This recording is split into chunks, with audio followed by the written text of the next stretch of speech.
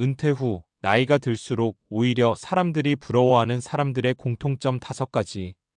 은퇴를 앞두거나 이미 은퇴한 사람들하고 이야기해보면 이상하게 두 부류로 나뉘는 것 같아요. 이제 뭐하고 살아야 할지 모르겠다라며 하루가 긴 사람, 그리고 요즘이 제일 바쁘고 재밌다라며 얼굴이 편안한 사람. 신기한 건 나이가 들수록 체력도 줄고 사회적 지위도 내려가고 수입도 줄어드는데 오히려 주변 사람들이 부러워하는 건 후자라는 점이에요.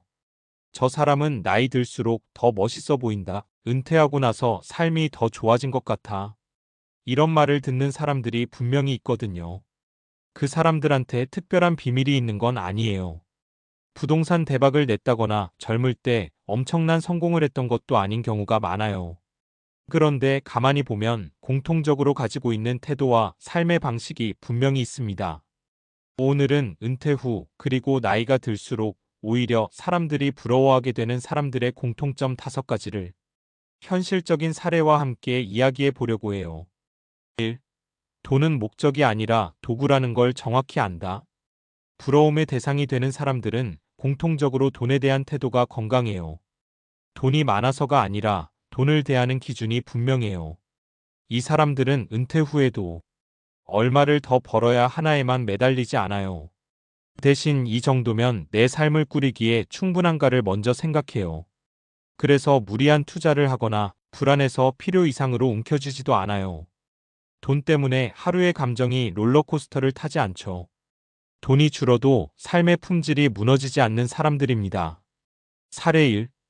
60대 초반에 은퇴한 김 씨는 주변에서 늘 왜 그렇게 여유로워 보이냐는 말을 들어요. 비결을 물어보면 이렇게 말합니다.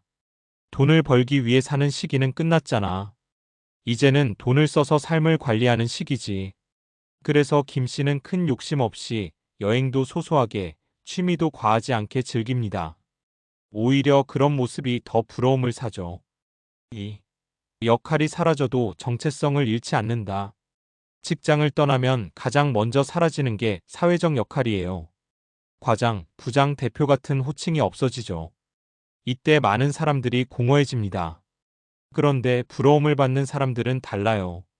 이들은 이미 오래전부터 나는 어떤 사람인가를 직함 말고 다른 기준으로 정의해왔어요. 배우는 사람, 나누는 사람, 좋아하는 걸 꾸준히 하는 사람. 이런 정체성이 은퇴 후에도 그대로 이어집니다. 사례 2. 평생 회사원으로 살던 박 씨는 은퇴 후 동네 책 모임의 중심 인물이 됐어요. 직함은 사라졌지만 사람들은 그를 이야기 잘 들어주는 사람, 생각을 정리해주는 사람으로 기억합니다. 그래서 박 씨는 은퇴 후에도 외롭지 않습니다. 3. 인간관계를 넓게가 아니라 깊게 가져간다. 젊을 때는 인맥의 수가 중요해 보이죠. 하지만 나이가 들수록 사람들은 깨닫습니다. 사람은 많을수록 좋은 게 아니라는 걸요. 부러움을 받는 사람들은 연락을 꾸준히 주고받는 몇 명의 사람이 있고 이해받고 이해해주는 관계를 유지합니다. 이들은 인간관계를 의무처럼 관리하지 않아요. 필요한 자리, 보여주기식 만남에 에너지를 쓰지 않습니다.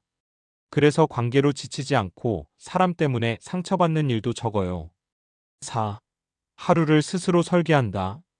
은퇴 후 가장 큰 변화는 시간이 갑자기 많아진다는 것입니다. 이 시간을 어떻게 쓰느냐가 삶의 만족도를 완전히 갈라놓아요. 부러움을 받는 사람들은 기상시간, 산책, 운동, 공부나 취미, 쉬는 시간까지 자기만의 리듬이 있어요. 누가 시키지 않아도 하루가 굴러갑니다. 사례 3.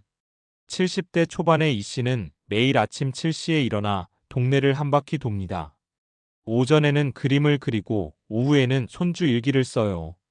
특별할 것 없는 일상인데 주변 사람들은 저렇게 나이 들고 싶다고 말합니다. 5.